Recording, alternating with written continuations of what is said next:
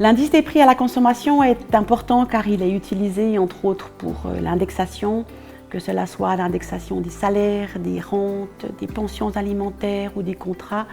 Et cet indicateur touche directement l'évolution de notre salaire et donc l'argent dont on dispose pour consommer.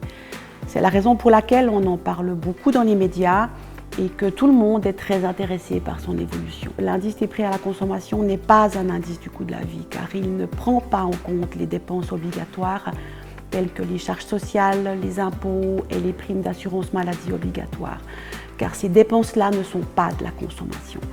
La manière dont on calcule cet indicateur intéresse aussi beaucoup la population. C'est la raison pour laquelle on se doit d'être le plus transparent et clair possible.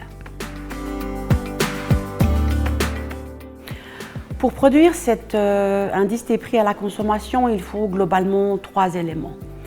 Le premier élément, c'est un panier type qui contient les biens et services qui sont les plus consommés par les ménages. Ce panier type est mis à jour chaque année et il est revu en profondeur tous les 5 ans.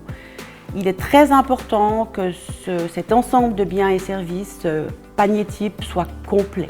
C'est-à-dire qu'ils contiennent véritablement l'ensemble des biens et services que les ménages consomment. Si on retire des éléments de ce panier, cela donnera une image incomplète de l'évolution des prix et bien sûr un autre résultat. Par exemple, les loyers du logement doivent faire partie de cet ensemble de biens et services. C'est même la dépense de consommation la plus importante de notre panier. Une fois que l'on a défini notre panier, il faut relever des prix.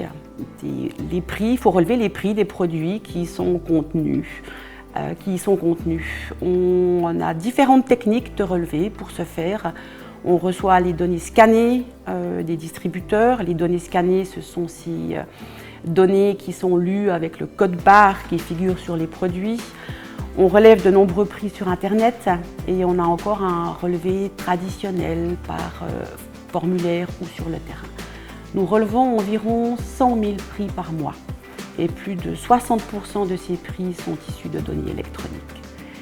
Et une fois qu'on a défini notre panier, qu'on a relevé des prix, le dernier élément nécessaire, c'est une méthode de calcul et d'agrégation de tous ces prix. En fait, de manière très simple, on calcule un indice en divisant le prix actuel d'un produit relevé dans un magasin donné par le prix de ce produit dans le même magasin lors de la période précédente. Et on agrège ensuite tous ces indices selon la structure du panier en tenant compte de l'importance des groupes de biens, des régions et des circuits de distribution.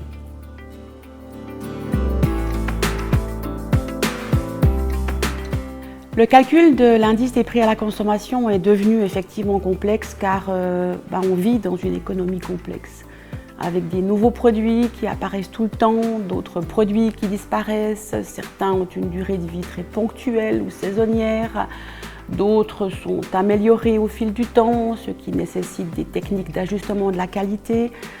On vit dans une économie libérale. Et suivre l'évolution des prix dans un tel contexte requiert des méthodes très subtiles. Et ce ne sont pas les marchés qui s'adaptent à nos besoins, c'est véritablement nous qui devons nous adapter au marché. Notre site internet contient une multitude d'informations sur la manière dont l'indice des prix à la consommation est calculé. De plus, on est suivi et conseillé par un groupe d'accompagnement qui est composé des principaux utilisateurs de notre statistique. Et ce groupe d'accompagnement se prononce sur nos méthodes. Il nous aide à mettre à jour l'ensemble des biens et services, à améliorer nos techniques de relevé et à améliorer nos méthodes de manière générale. Si j'avais une baguette magique, je demanderais que tout le monde prenne part à nos enquêtes.